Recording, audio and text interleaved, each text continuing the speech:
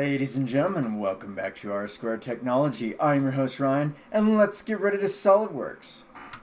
Happy Friday, everyone. I hope you're making it through the week okay and you survived up to this point. Been a little bit of a struggle myself, but we are continuing on in the Beginner's Guide to SolidWorks 2022 Level 1.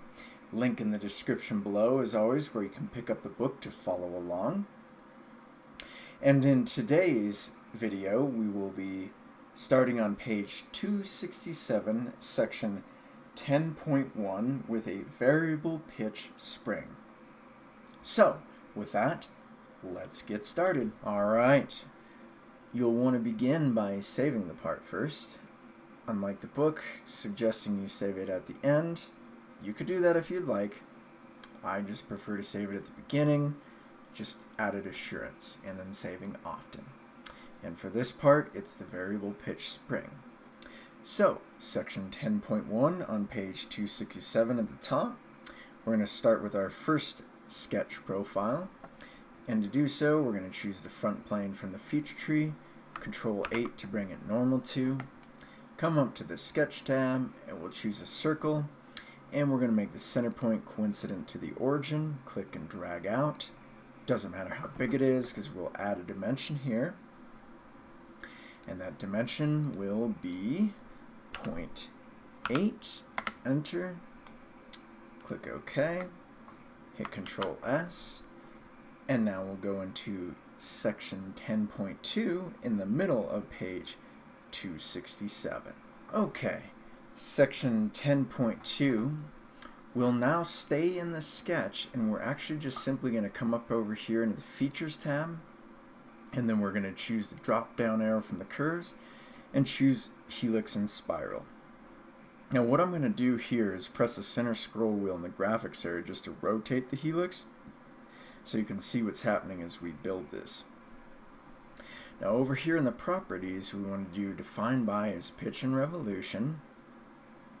And then down here in parameters, if it isn't selected, which the default is going to be constant pitch, we want to switch to variable pitch, which will give us this region parameter table down here.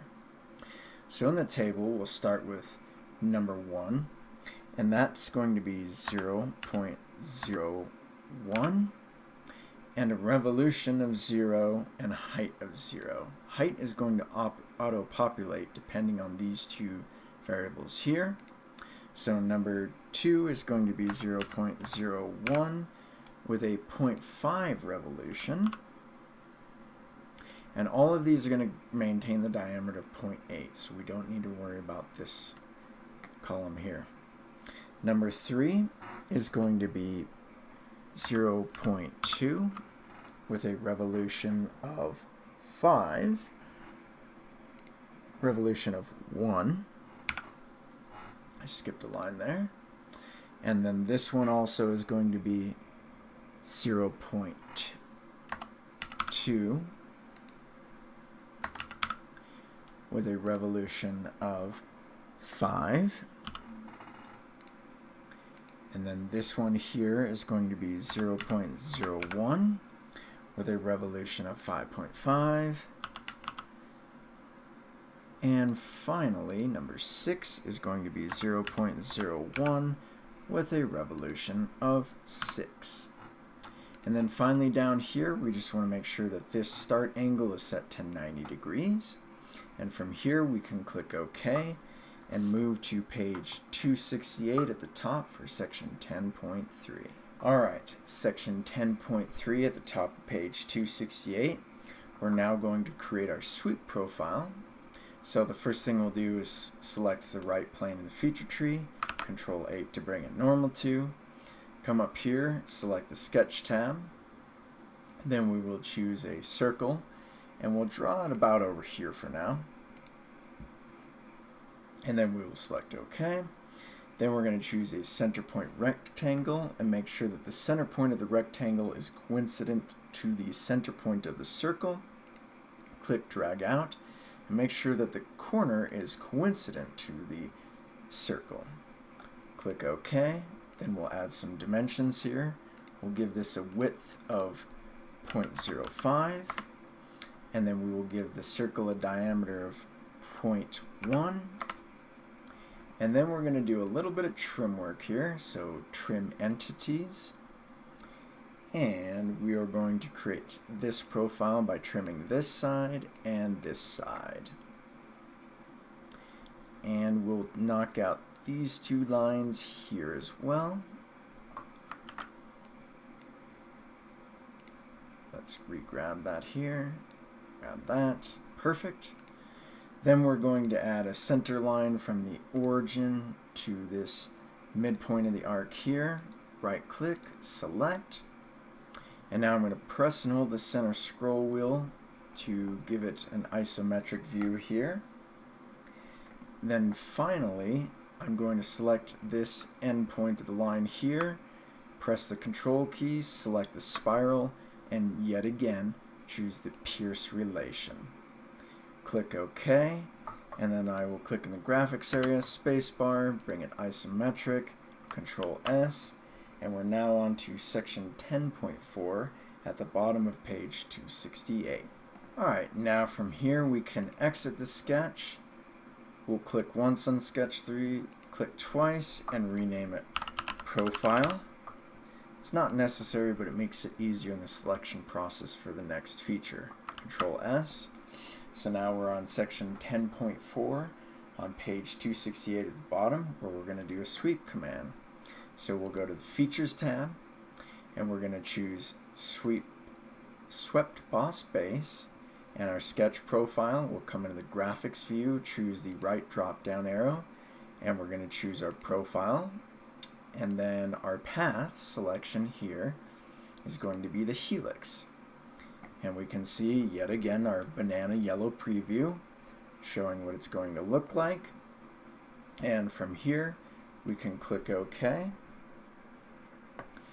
hit Control S, spacebar, bring it isometric, and we'll now move on to section 10.5 at the top of page 269. Alright, moving on to section 10.5 at the top of page 269. We're going to choose the right plane, hit Control 8 to bring it normal to, go to the Sketch tab, choose a line, make one endpoint coincident to the midpoint of the arc of the left side of the spring here, click and drag down, making sure it's a vertical relation, click, right click, select, just make sure that this line extends beyond the spring itself down here. And then section 10.6 at the middle of page 269, we'll come over to the features, and then we're going to choose extruded cut, and then we're going to make sure that we have through all both selected. Now I'm going to press the center scroll wheel in the graphics area so you can see this, and you'll notice this little arrow here. We want to make sure that the direction is flipped, so we're going to come here, flip side to cut, then click OK. Then we'll hit Control S, then we'll choose the right plane again, Control 8 to bring it normal to. Now you can't do this sketch on one sketch where you have both sides because it will want to close the sketch, and then if you try to do a thin feature result, it will have some undesired effects. So one sketch at a time for this. So we'll come back over here, right plane selected, choose the Sketch tab, choose a line. Again, we're going to choose the midpoint of this arc here. We're going to drag down, making sure it's this horizontal vertical relation. Click, drag, right click, select. Come over to the Features tab, choose Extruded Cut, and then I'm going to press and hold the center scroll wheel, making sure the arrow is pointing outward, and then select OK. Then hit Control S. And then finally, I'm going to right click on the helix sketch, hide it. I'm going to press the space bar, bring it isometric, Control S again, and that is a variable pitch spring, which ends on section 10.7 on page 270. That is all I have for you in this video, folks. I hope you learned something. Thank you for watching. And in next Friday's video, we will pick it up on page 271, where we will talk about a thread feature. Until then, take care.